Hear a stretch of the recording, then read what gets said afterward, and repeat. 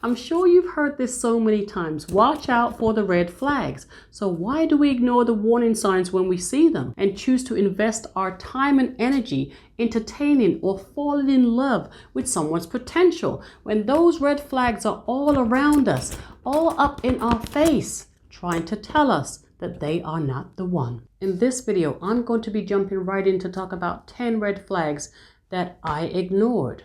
Maybe I'm going to do it in 2 parts. So today, you're going to get 5.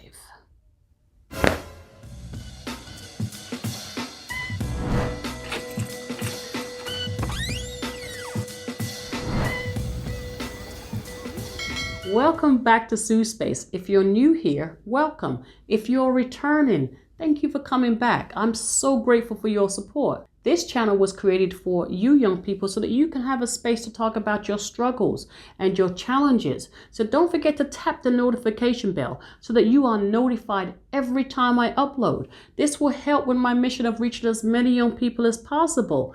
Your voice matters, so let's grow this space together. I would always question what it was about me that made me ignore my intuition, that gut feeling, and blatant red flags, instead choosing to always see the good in people, even after they showed me otherwise. I learned some tough lessons in love.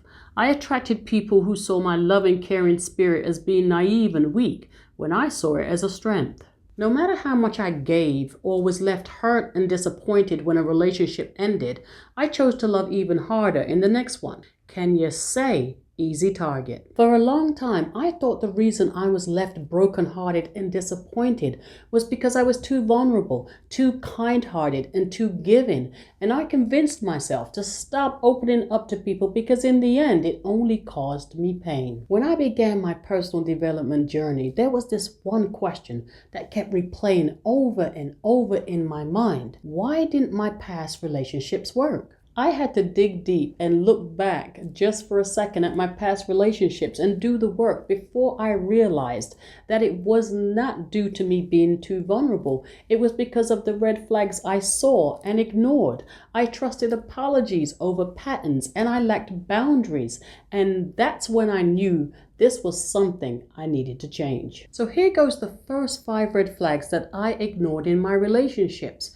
And let me just say, they are not in order of when they happened, and the names have been withheld to protect the guilty. But if any of my exes are secretly watching, you'll know which story is yours. I only hope that you're treating your new person better. It was lust at first sight. Yes, you heard me right.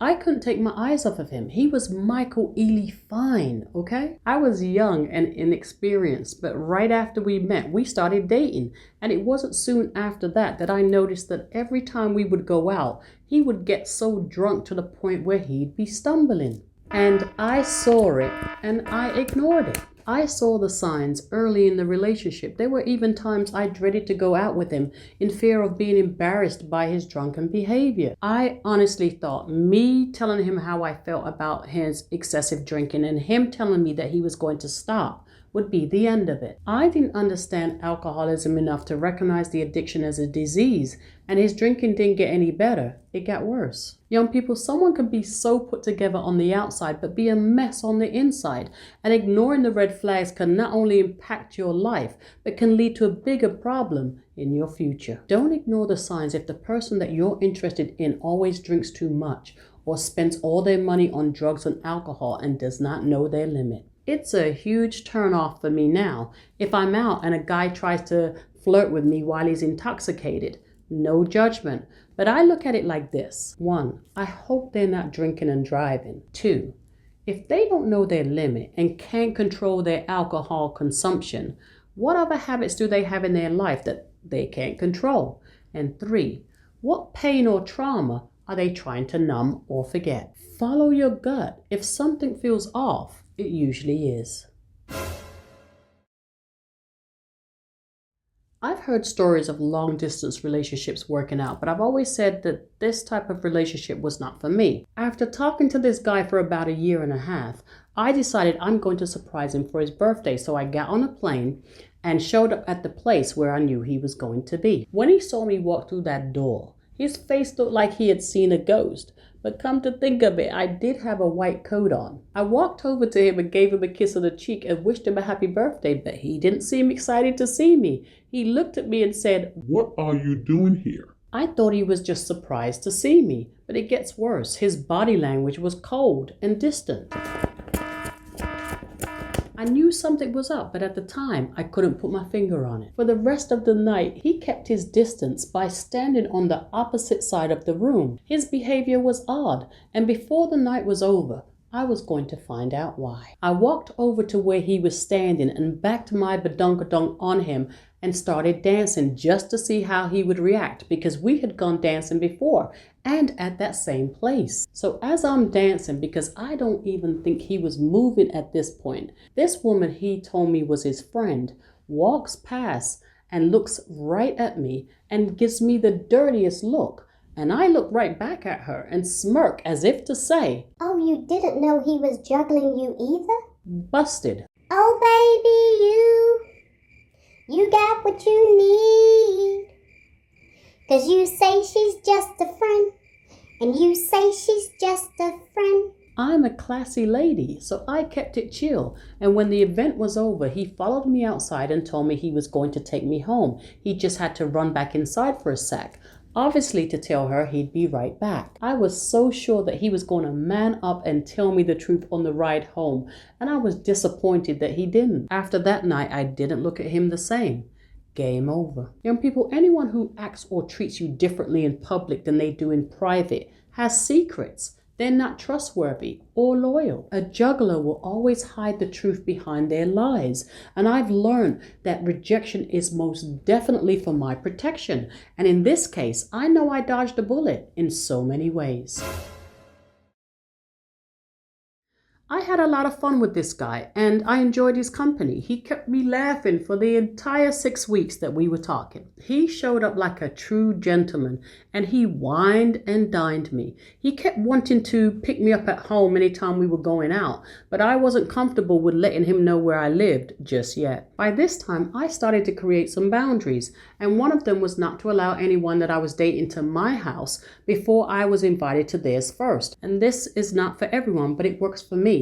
And I'm so glad I followed my intuition, because about 5 weeks in, I started to receive some calls from blocked numbers. It took me about 3 days to catch on, and then realize that I was only receiving these calls when I was with him. We were out having dinner, and I was this close to asking him about them. And then the phone rang, and I answered it.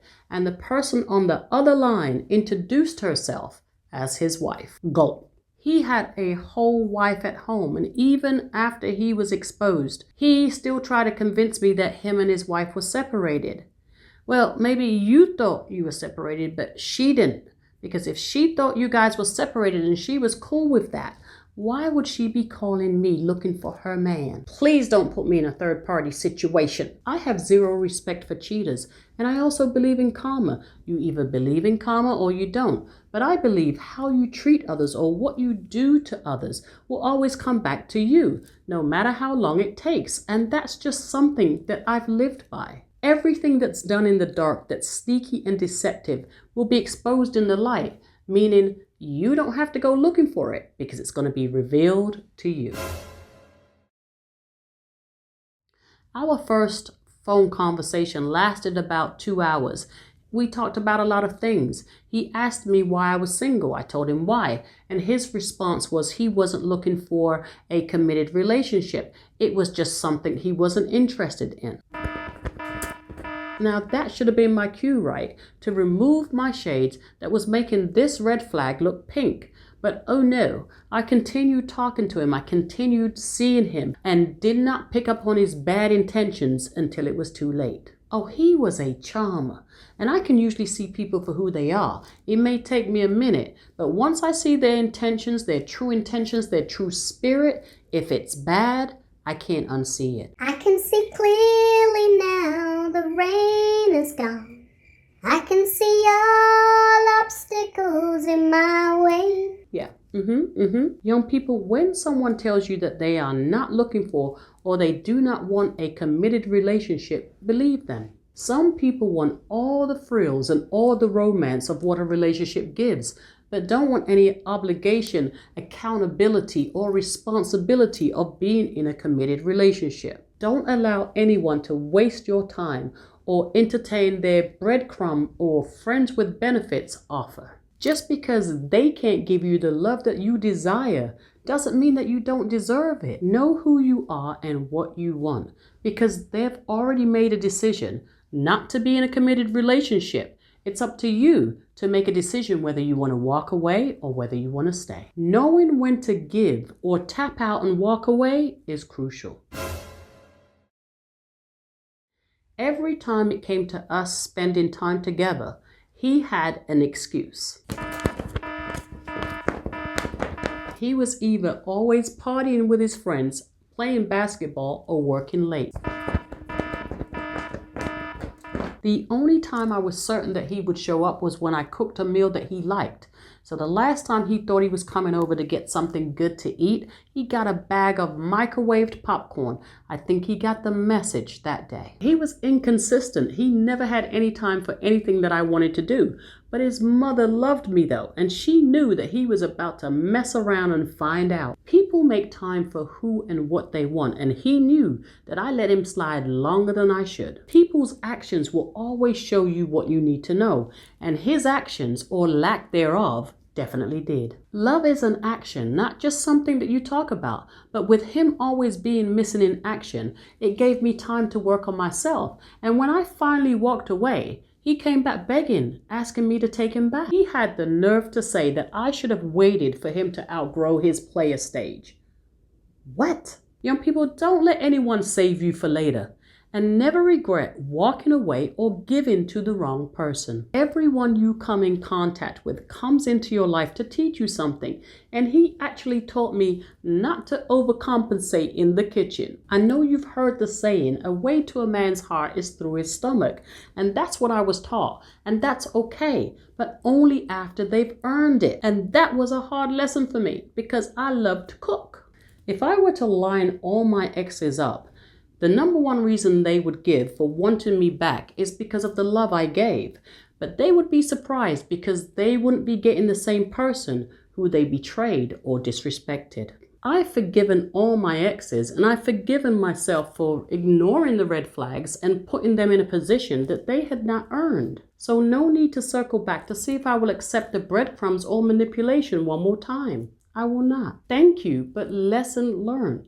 I have a huge heart, and that's the biggest and best part of me.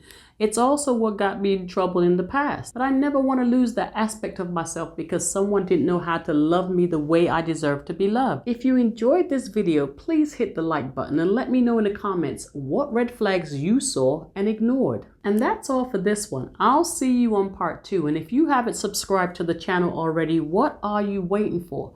Thanks for watching. Stay safe and true to yourself. Until the next one.